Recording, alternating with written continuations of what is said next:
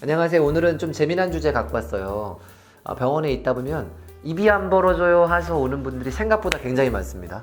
그러니까 왜냐하면 다른 관절들이 아플 때는 그래요, 어깨가 아파서 좀 들 올라가고 저도 좀 요즘 아픈데 뭐 그런 정도는 그냥 좀 넘어갈 수가 있는데 입이 안 벌어진다는 거는 이거는 약간 놀라게 되죠. 그러니까 이게 만성적으로 그랬다 안 그랬다 하는 분들은 좀 덤덤할 수 있지만 대다수는 이런 경험이 흔한 일이 아니고 또 입이 안 벌어지게 되면은 벌써 밥 숟가락부터 안 들어가거든요. 이거 뭐야, 상추 쌈은 물론이고 뭐 이거 숟가락도 제대로 안 들어가, 이러면 놀라시잖아요.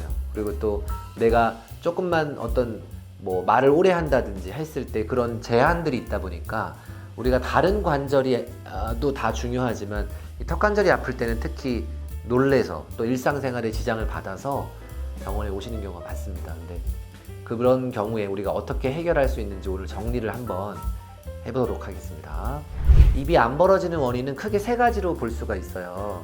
첫 번째는 이제 그냥 단순하게 아파서 안 벌어지는 경우 있어요. 아파서. 그러니까 내가 움직이려면 움직일 수 있는데 아프니까 그만 움직이는 거죠. 그러니까 나를 보호해 주려고 이제 많이 움직이면 더 아프니까 가동 범위를 줄여주는 그런 통증. 이거는 이제 근육통이라고 보면 될 것 같고, 두 번째는 뭔가 움직이긴 움직이는데 딱딱거리면서 뭔가 안에 있는 소리가 따깍따깍 나면서 안 움직이는 경우, 그런 거 있고요. 또 마지막으로 아예 그냥 소리도 안 나면서 거의 안 벌어지는 그런 경우가 있어요. 그러니까 뒤로 갈수록 좀 심각한 경우라고 보면 되는데, 앞에는 근육통에 가깝고 중간 딱딱거리는 건 디스크가 문제가 생겼을 가능성이 높고요. 그게 더 만성이 되면은 세 번째는 이제 디스크가 제 위치에 아예 들어오지도 않으면서 집을 나가서 안 들어오는 거예요.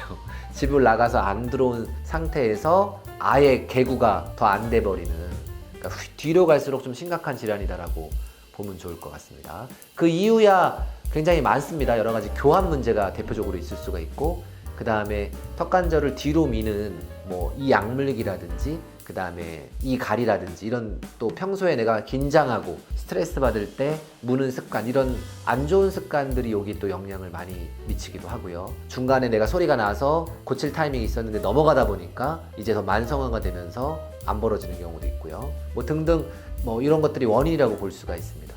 가장 기초적인 거는 사실은 뭐 물리치료하고 약 처방하고 그렇게 간단하게 하는 것들이거든요.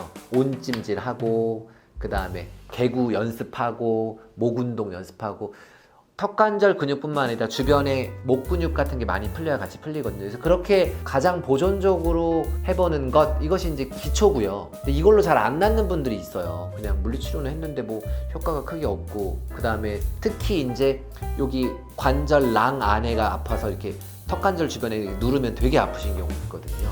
그럴 때 약으로 물론 되면은 좋지만 약물 치료, 먹는 약만으로 치료가 되지 않을 때, 그때, 그리고 또 입이 잘 안 벌어지고 그럴 때 우리가 급성이나 혹은 가끔 만성에서, 특히 급성에 잘 듣습니다. 급성 과두가 걸리는 경우, 그러니까 이제 소리가 딱딱딱 나면서 잘 안 벌어지는 경우일 수도 있고, 어쨌든 소리가 안 나기 시작하면서 안 벌어진다든지, 급성으로 과두가 걸리는 경우에 굉장히 유용한 방법이 바로 턱관절 세정술입니다. 그러니까 뭐냐면, 급성으로 걸렸다는 거는 그 안에 관절낭 안에 염증도 굉장히 많거든요. 그러니까 아픈 것도 물론 있고 또 디스크가 낀 것도 있고, 그럴 때 우리가 상관절 공간이라고 하는 디스크 위 공간에다가 주사를 넣어서 식염수를 놓고, 뭐 식염수에다가 뭐 스테로이드를 섞기도 하고 안 섞기도 하고 여러 가지 약물을 섞기도 하는데요.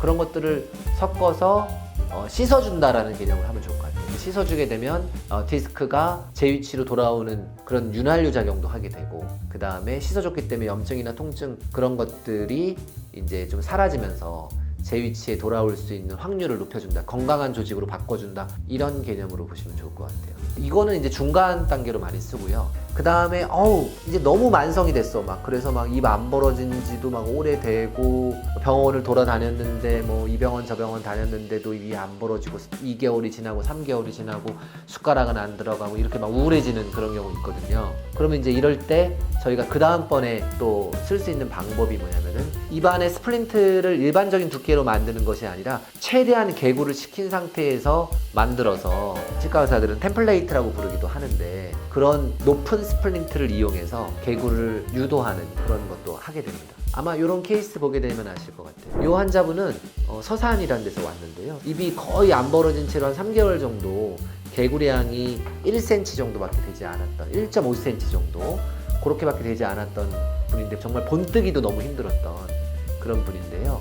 처음에 세정술을 먼저 해서 여기를 좀 풀어줬고요. 염증 조직을 좀 풀어줬고 동시에 이제 본을 떴습니다. 본을 뜨는 게 굉장히 힘들죠. 왜냐하면 입이 안 벌어지니까. 그래서 본을 떠서 사진과 같이 이런 일반적인 많이 보는 스플린트가 아닙니다. 요거는 이제 템플레이트라 그래서 최대한 개구리를 식히는 상태로 만드는 보조 장치라고 보면 좋을 것 같아요. 그렇게 해서 이 장치가 들어갔고 환자분은 이제 굉장히 입이 안 벌어져 절실했던 상황이기 때문에 열심히 협조를 해주셨어요. 벌어진 건 한 2주 만에 상당히 많이 벌어졌고요.